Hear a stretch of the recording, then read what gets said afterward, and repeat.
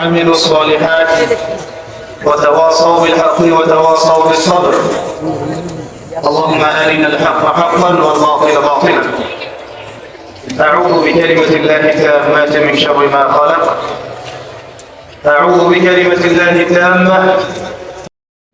আমার মেয়ে মারিয়াম নাই, আমার মেয়ে আয়েশা নাই, এই জন্য আমি বুঝতে পারবো না। আপনিও বুঝতে পারবেন না, বিকজ তার মধ্যে আপনার ভাই নাই, তার মধ্যে আপনার সন্তানও নাই, আপনার মাও নাই, আপনার বোন। বাংলাদেশের মানুষ বুঝতে পারবে না, পাকিস্তানের মানুষ বুঝতে পারবে না, সিরিয়ার মানুষ বুঝতে পারবে না,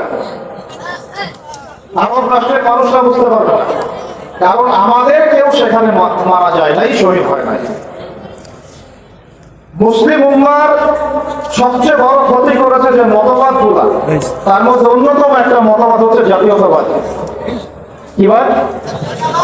তুমি চাইনিজ, উইঘুর, আমি বাংলাদেশি। তুমি প্যালেস্টাইনি, আমি বাংলাদেশি। তুমি সিরিয়ান, আমি বাংলাদেশি। তুমি ইয়েমেনের মানুষ, আমি বাংলাদেশের। তুমি সাউথ, আমি বাংলাদেশ। তুমি পাকিস্তান, আমি বাংলাদেশ। তুমি আফগান, আমি বাংলাদেশ। এই যে একটা ন্যাশনালিজম, জাতীয়তাবাদ, এটা আমার অন্তরটাকে কেটে পিস পিস করে ফেলছে। সূরা হুজুরাতে আল্লাহ পাক বলেছেন এই পরিচয়টা খারাপ না, গোত্রগত পরিচয়টা খারাপ না। ইয়া আইয়ুহান নাস ইন্না খালাকনাকুম মিন যাকারিন ওয়া উনসা ওয়া জাআলনাকুম শুউবান ওয়া ক্বাবাইলা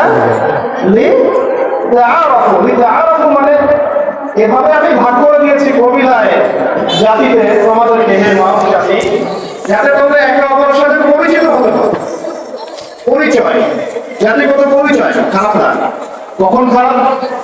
যখন আমরা বৃহত্তর মুসলিম উম্মাহকে পিস পিস করে কেটে কাঁটাতারের বেড়া দিয়ে আমরা করে দিই। এগুলোকে বলে অনেকের প্রান্ত।